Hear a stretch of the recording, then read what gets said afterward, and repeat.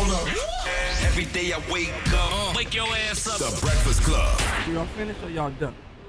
Morning, everybody. It's DJ NV, Jess Hilarious, Charlamagne the Guy. We are the Breakfast Club. Loren LoRosa is here with us as well.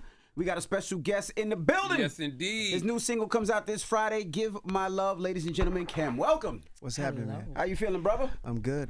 How's everybody? Blessed, black, and highly favored, Good, sir. good. There you go. Man, you are a legend. You know how many people love you, man? Yeah. He said yes. He said yes. I say that with gratitude, though. Absolutely, Right? absolutely. It's gratitude, man. It's gratitude to be doing what I do for a living for over 2 decades, and I don't feel like I'm done yet. That's really a blessing. Why do you think you have the connection with the audience that you do? Is it because you bare your soul? Is it because you're so vulnerable? Is it because they can, maybe see some of their struggles you've been open about? Yeah, I think it's the vulnerability. I think it's the authenticity, and I'm making music in the tradition of Luther and Marvin and all that great music that we grew up with, the Isley Brothers and Patty. You know what I'm saying? I'm trying to keep the light on for what I feel is good R&B, and I think people appreciate that. But you're independent now, so you pay for everything. So how does that feel? That part of the business feeling, man? Oh, it's incredible. I started as an independent, though, right? My first album, Chemistry, I released on my own label, Chemistry Records. We sold. That's when I was selling CDs literally out of my trunk, 17,000 units on my own. So I'm just returning to. I've come home. It's a full circle moment. 23 good years at Motown. Motown was good to me, and I was definitely good to Motown. Kept the lights on. Yeah, we kept we kept it pushing. But in this season of my life, as a husband and a father, we got a lot of kids, a lot going on, and I'm thinking about my legacy and how I want to move forward. More equity, more autonomy. So I feel real good. I would think majority of your money was probably made touring, though, right? Touring. Yeah. Yeah, touring is definitely the gift that keeps on giving, as well as publishing. Publishing, right? Because I write most of my stuff. Yeah. You've been very open about things like homelessness and addiction before finding your breakthrough. How did those struggles shape you as an artist and a man? Look. Coming through the other side of my darkness is really the foundation that's got me sitting here with y'all. Yeah. Wow. You know what I'm saying? My testimony is everything, and the music is infused with it. And I don't just look at what I'm doing as an entertainer. I'm in the business, and I'm in the game, but I also look at it as ministry in a way. You know what I'm saying? People who are going through. Hopefully I say something that resonates with them, that helps pull them through the other side of their darkness too. What made you give it up? What was that final thing that says, I'm going to give this up and I'm going to change, when you talk about the drugs and the alcohol? I know it sounds trite, and people say it all the time. It's a cliche, but it's like you get sick and tired of being sick and tired, man. I got sober when I was 23 years old, and in and out of jail. Hospitalized because of my addiction, estranged from my family, couldn't go home, sleeping outside. My friends were people my contemporaries were, they were in school, they were in college, they were starting their careers. Saturday night, they're out on dates, they're doing their thing, and I'm eating out of trash cans, you know what I'm saying? And I'm, when people think my story is one of rags to riches, but it's really the story of the prodigal son. You know what I'm saying? My parents, 2 cars wanted to send me to school and like all of that, but I got sick and tired of being sick and tired. And I gave up on my idea of how to change it myself. Right? There's an adage I love that says, when the student is ready, the teacher appears. When I gave up, when I surrendered, God brought some people into my life who showed me how to live a better way, and I've been doing it ever since. If you don't mind me asking, how did the addiction start? Was it recreational or? Yeah, it started recreationally. Right. Man, the first time I had a drink, man, it was like, I think to some degree we all have some degree of dysfunction in our homes, and I didn't have any coping skills, right? my parents, God bless them, they did the best they could. We were, we didn't talk about anything in our house. We didn't. There was anxiety, and what I know now is childhood depression and ADHD. We didn't have them labels. Everybody, we all depressed. Just get up and put your head down and plow through it. So all of those things. So by the time I found alcohol and drugs, dude, it was like a light went on. You know what I'm saying? It was a place of, I thought that it was a place of refuge. I was free to be me. I was the life of the party. Until I wasn't. So my upbringing was it laid the foundation to seek something outside of myself to medicate. As soon as you walked in, Jess Hilarious offered you a mimosa. Shut up. You didn't have to say that. I'm so sorry. No, it's all good. Now you mentioned your parents. So I'm sure your parents had to kick you out to get to get to where you need to be. Best thing that ever happened to me was my mother throwing me out of the house. Break that down, because a lot of parents won't do that because they feel like that's their son. They don't want to, but I feel like sometimes you have to. You have to. Yeah, she had to. It was the best thing that ever happened to me. And when we do that, and I'm saying that as a father, and I don't know that I'd have the courage to do that. You know what I'm saying? Even having had the experience, but and because there's a risk. And when we show that type of tough love to someone, there's a risk that they won't make it.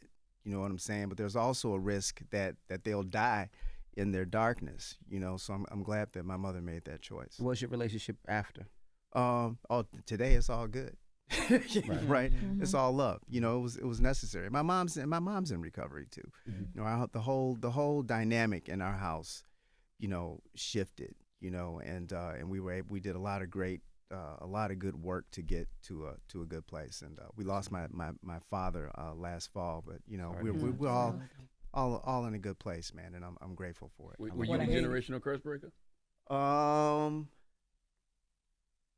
I would say, as far as addiction is concerned, my mother got sober first. And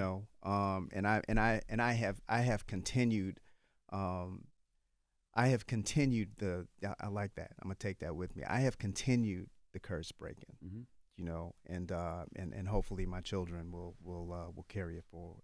Absolutely. Yeah. I heard you say that y'all didn't talk about things in your house when you were younger, before your father's passing. Leading up to that, did you guys get to have those conversations? Did you say, we didn't talk because we didn't talk about anything? Can we talk about it now? Yeah, we were good, and I think that's not exclusive to our culture, but I'm sure that our culture, we identify, you talk, grown folks are talking, you go in another room, you know what I'm saying, you're seen and you're not heard, you know what I'm saying, and but we did a lot of great work to get to the other side of that. Yeah. What were the conversations like while you were going through the homelessness and trying to figure out I know you got kicked out of a rehabilitation center at one point. Yeah. Were your parents calling and checking in on you? Y'all were talking then, or was it just solely just you? When I was I spent a lot of time in the Salvation Army, in the soup kitchens, Detroit Rescue Mission in Detroit, and during that time I would try to go home, and prove to my folks that I had changed, that I had turned over a new leaf, so to speak. But I hadn't really. I wanted to change, but I may have had the outward appearance of change, but I didn't even know what change required. You know what I'm saying? So there were conversations. They came and visited me in some of the rehabilitation centers that I was in. And I was really trying to get back into their good graces. But by the time I was really, really ready to stop, I wasn't concerned about repairing my relationships, right? I wasn't concerned about getting back into the good graces of anybody. I was just trying to stay alive. I had to do it. I had to do it for me, right? Not because of my job, not because, I'm talking to addicts who are out there, not because I want to, get my wife back or get my kids back. No, I need to do this. I need to do this for me. You know what I'm saying? And then hopefully all of those other things will be added. And yeah. But my parents, they support. They wanted the best. But I was crazy. How do you get kicked out of rehab? Drinking. In rehab. How you get it? What happened? They supposed to kick you out. Using, right? Showing up drunk. You know, you can only help somebody that want to help themselves. That's you know true. what I'm saying? Yeah. So Oh, like it wasn't like a live-in, a stay-in situation. it was a stay-in situation. Okay. I mean, and we got and you got breathalyzed every time you came back. I mean, but you could sneak. I mean, Got you. right? Got you. Yeah. Not the first time though. Like they don't. Not the just- first time. No. Okay. You know, I completed a program and was still a resident, and I completed the program and continued to use. So, I mean, you're only cheating yourself. So I wonder if those programs. This might be a stupid question. I wonder if those programs actually work, or is it just something that gets you to realize I got to make a change? Mm. That's a great point, because we live in a culture, in a society where a certain segment of society where people think, somebody has a celebrity has a flare up and get caught, and then they go to rehab for like 2 weeks. Well, he's in rehab. Yeah, you know what I'm good. saying? 2 weeks. 2 weeks. I mean, that's a place to start. But you're talking about overhauling your entire life. Mm. You know what I'm saying? You're not gonna get better in 2 weeks. You know what I'm saying? You can abstain. You can get some clarity. You can get you can get some tools. But it took a lot for most of us. It's taken a lifetime to become the peak for our dysfunction to reach its peak. It takes time in order to get better. So you leave treatment, you got to continue to be doing something. You know what I'm saying? And it's the internet is littered, with stories of people who've been to treatment and didn't make it. So yeah. So when you was at your lowest point, like what was that thought or moment that made you believe you could still change your life? Music has always been a light. That shit makes me want to cry. It's okay. Music has always been, I've always known that that's what it was. So I would be in the Detroit Rescue Mission on a piano in the corner, writing the chords for my first album. You know what I'm saying? Right? Nothing is wasted. I'm talking to you, nothing is wasted. Your struggle, whatever you're going through right now, if you get honest and surrender to it, nothing is wasted, because that first album, dude, that's all Salvation Army, right? That's all Detroit Rescue Mission. That's all, so music was always a light pulling me through. I wanted to be, I'd be, somewhere sleeping on the Detroit riverbank and right across from the Detroit River, it's Windsor, and at night, dude, I'm home. I'm trying to nurse a can of King Cobra till the next day, and I'm looking across, and there's all these lights. There's all this life, and I'm not a part of it. Wow. It's like, dude, Wow. right? I saw this, but how do I get to that? You know what I'm saying? How do I get to the next thing? That God has for me, and and surrender. I just didn't. It's not overnight. I just didn't show up. That's so powerful, man. Because when you trapped in darkness, the light is there. Right. You just have to, have the clarity to see it, and I Right. guess that's why you self-medicate. Because when you self-medicate, you Right. don't see it. Right. You have to let go. You have to be willing to let go of what's holding you back to get to the other side. You got to be willing to let it go. You got to be willing to let it, whatever it is, we're just talking about, addiction, but those principles apply to everything. Whatever you're trying to get to the other side of, it applies to everything. You know what I'm saying? So, everything. It applies to everything, so. This is amazing, just hearing your journey and the things that you were going through. I grew up listening to you. I would wake up Saturday mornings. It was Chemistry and Anita Baker. My mom would be ringing through the house, right? And your voice, right? We love the music, and the whole time you're hurting, you're going through this. So it's just amazing to be able to hear your story now, right? And I also, you had said that your music was your therapy, Yeah. you know, at your time of homelessness, right? When you Yeah. were away from your community. Have you ever done any other therapy, like real therapy? With a Yeah, therapist? for sure. Okay. Yeah, dude. when I signed my contract with Motown, I had a panic attack. First time I ever had one. Wow. Mm-hmm. And I didn't know what it was. Right? And I'd lived with depression, like, you know, you just get up and Yeah. you know, the degree of my depression is not as severe as other people, obviously, but I had never, and I didn't know, you know, and I felt like I was underwater. I thought that getting a record deal, which I had been, you know, proverbially chasing like all of my life, I thought that was going to be the cure-all. When I got the record deal, now I'm cool, right? But there's all this other stuff, all this other baggage that still needed to be unpacked. It didn't more money. What did you say? My man say more money, more problems. It didn't resolve, you know, a lot of issues. So I ended up I was talking to someone, a friend of mine, and I was explaining to her how I was feeling, and she happened to be a child psychologist. And she said, "Have you ever been diagnosed with depression?" And I said, "No." I had, you know, no. And she recommended a therapist, so I saw a therapist and you know, and educated myself. I was on medication, you know, for a while.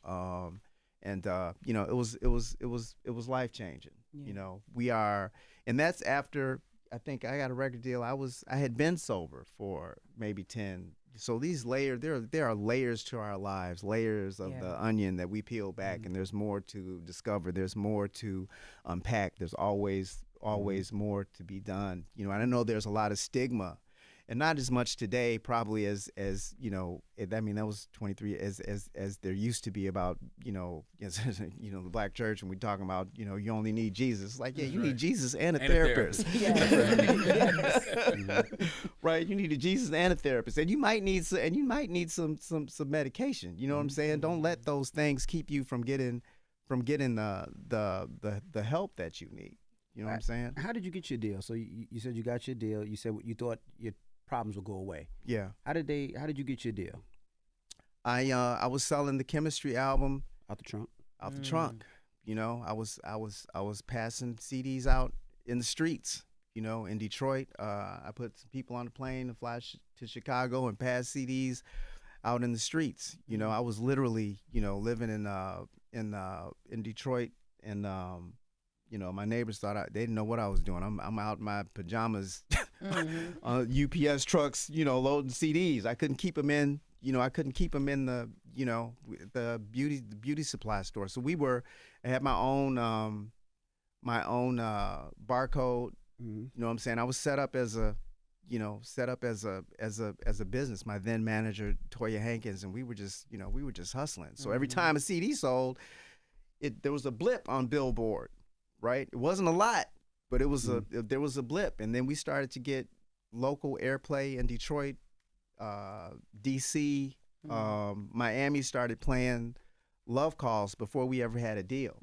You know, and so you know, and you know, if you get I don't know how you you know, you're obviously not selling CDs today, but if you get the people behind you, industry will follow. How were you able to create a soundtrack of love during that dark time in your life? Because you didn't love yourself, right? I don't know if you had somebody to love, but how were you able to write? You were really honest about all the things you were going through too. All of the early records are all of the records up until I met my wife are aspirational. Right?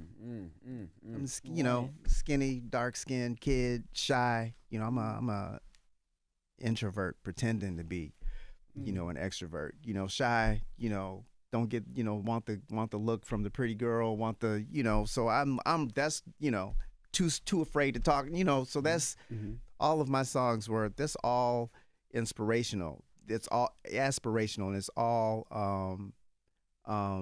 you know, when I did have a girlfriend, and then the loss of love, you know, that first, you know, you know, the first album, Chemistry, it's all of that, you know. Yeah. That's crazy how you say you ain't even know how to talk, man. Your music got so many guys' cheeks. But I can do that, right? Right. I'm Yes. standing it. So my brothers, I'm standing in the gap for my brothers, right? right. You I ain't can got get you the some words. cheeks. There's a Kim record for it, right? That's right. Yeah. So yeah. did love inspire your music, or did music inspire the way you love?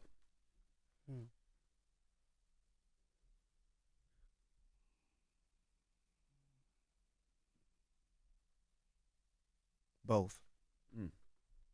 Both, right? And people talk about, you know, when I used to be in bands and they would be, you know, we were coming up in, you know, some Minneapolis sound.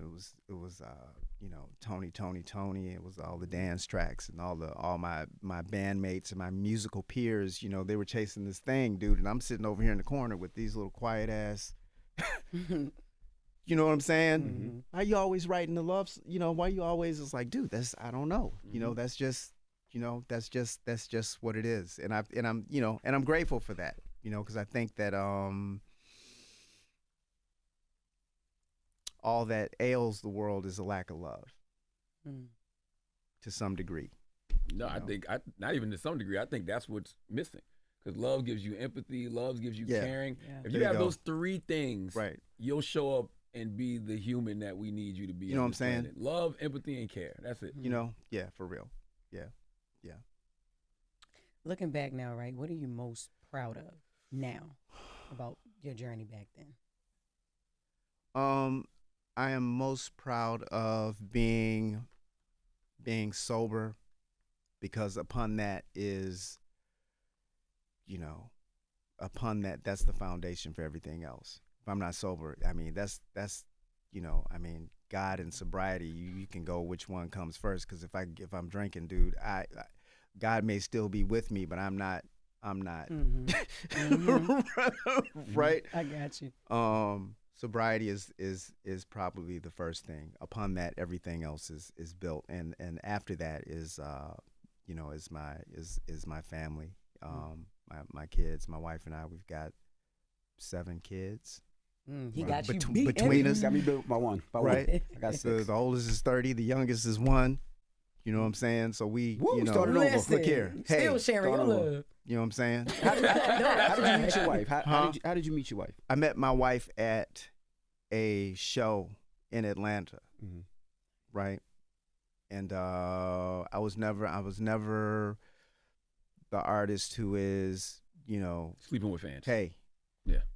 you know, yeah, go give, you know, bring that one back and go bring that one back. And my wife came to a meet and greet on a tour that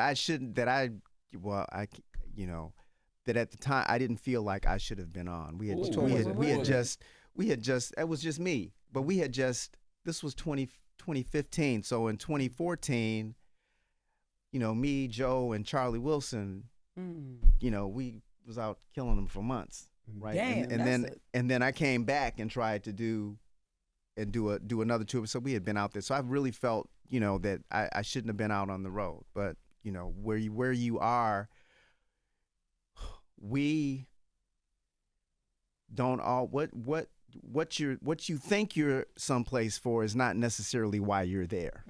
We think we're there for one reason, but there's something else is going on. And I met my wife at a meet and greet. She hates it, dude, because when we get into it, I call her, oh, yeah, meet and greet. I got you, meet and greet. Damn. Right, she gonna see this. We gonna have a, right, Like meet a and meet and greet. greet That's at my the nigga, house. meet and greet. It Right. was a divine meet and greet, though. It was That's divine. the difference. And there's you a know whole, you knew she was the one as soon as you met her? huh? You knew she was the one as soon as you met her? Oh, boy. There was something that made me want to stay in contact with her, right? Which I never, you know, and you know, and I'm lame. I'm a square, right? I'm asking her if she got a, you got a business card? Ain't nobody carrying business card. You don't even know if she got a business. She's like, you got a business card. Yeah, but I met her at a show. Yeah, met her at a show. Yeah. And then so after the, like, not that night, but like following the show, you guys keep in contact. You're dating. Like, what's the journey? We kept in contact via social media, and then and our first date was I flew to Atlanta, and I was in Detroit. Detroit was home, and I flew to Atlanta on New Year's Eve of 2015 for our first date, and we had sushi, and then we went to a watch night service at a church to bring in the new year. And you know, I mean, and it's right there. You can go. I can go on. I mean, it was divine, right? Because it was lined up. Everything was. It was lined up, and then you know, we tried to remain, you know, good Christians, and then that went out the window. 7 kids right. later. 7 kids later, right? And when she said, you know, she told me she was pregnant with my first son, and I got the news, and I was like, okay. I was like, okay, all right. So I'm like, you know, I'm going all in, you know, and I went all in, you know, and haven't looked back. I just want you to know you licked your lips through that whole story. Yeah, you know what I'm saying? Yeah. Right, we got 7 kids, so you know what? and the last one is 1. No, right, you know what I'm saying? No, you gotta do the girl. You got you know what I mean? Girl. Girl. Look here. When you write songs like "Give My Love," do you write from a place of healing you've already reached, or from like pain you might still be processed? Give My Love is give my all of the music since I've met my wife. There's a much, and I was concerned about that, about like, how is this going to, you know, we talked earlier about, you know, my angst and my aspiration for love. So now that I'm in this relationship with this woman, you know, the most spiritual, you know, I mean, how is that going to affect my writing? So now my writing is richer. It is, you know, I'm really thinking about communicating, you know, the ebbs and flows of my relationship with my wife, and the spiritual component to our relationship. Yeah. So Give My Love. All the music is still inspired by love, but now it's really inspired by love in a much deeper way. Yeah.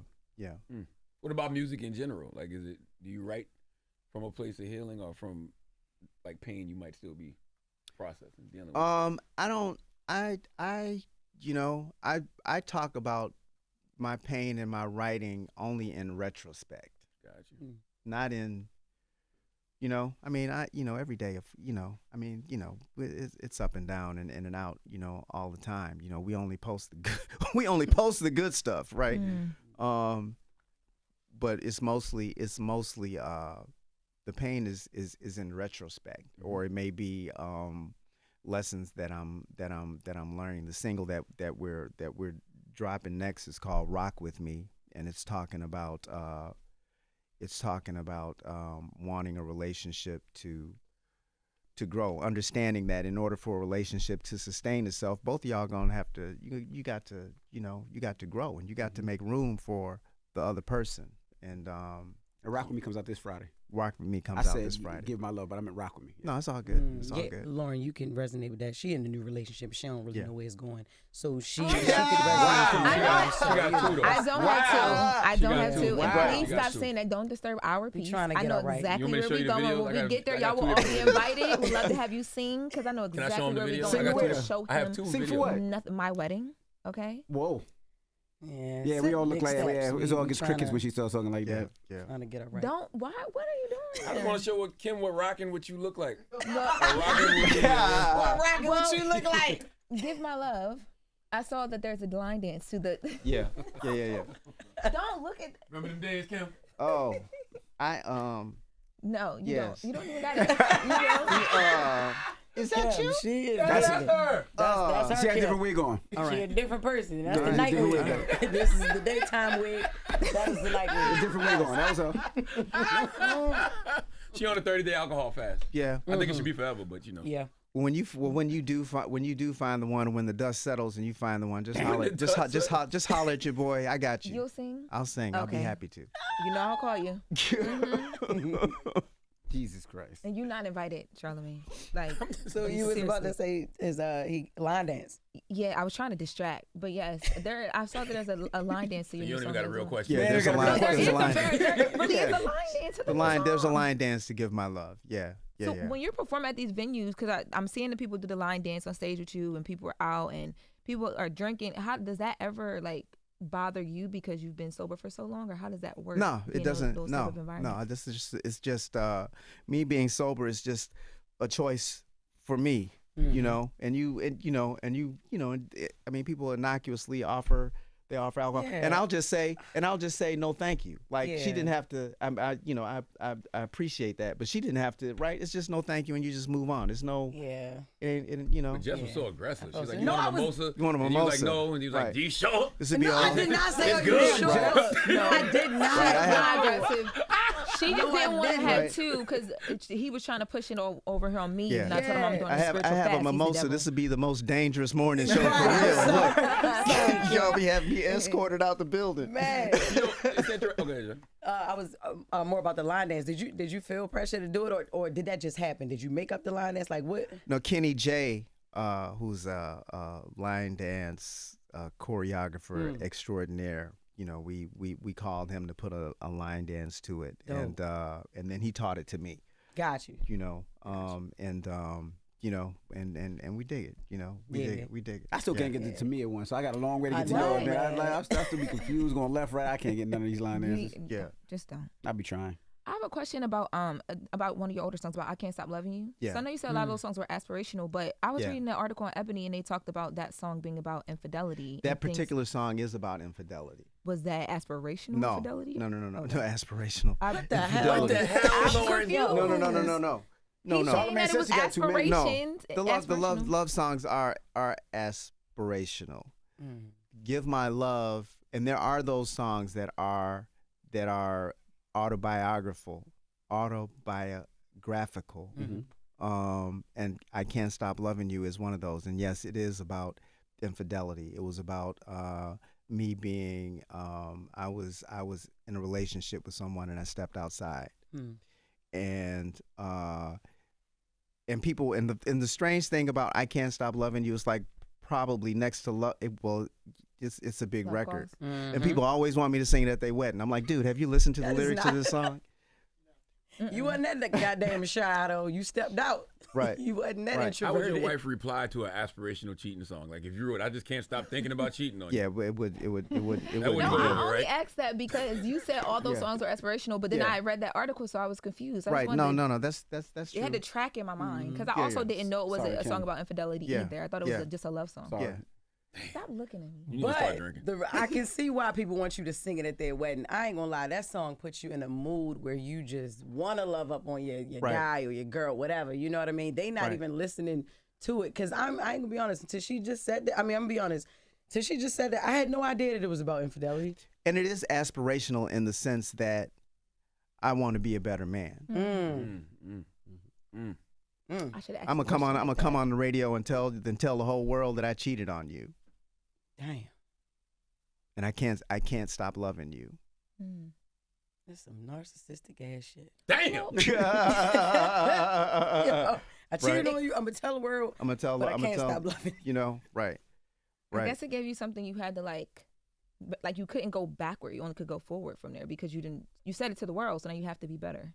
Yeah, I am better.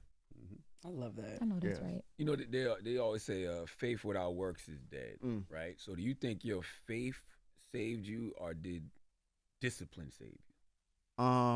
Both. It's both. It's both, right? Yeah, faith without. Yeah. You can. You know, when you ask God to move a mountain, you bring a shovel with you, right? There's work that needs to be done. You know, and you know, yeah, there are things that you can do, and there are things that you can't do. You know, one of my favorite prayers is the Serenity Prayer. God grant me the serenity to accept the things I cannot change and the courage to change I can. So what is mine? And So the my wisdom to and know the the wisdom difference. to know right. What is mine? What is God's to do, and what is mine to do? Right. If I can't do anything about it, I can. This is in God's hands. you know. But what is mine to do, I'm expected to get busy.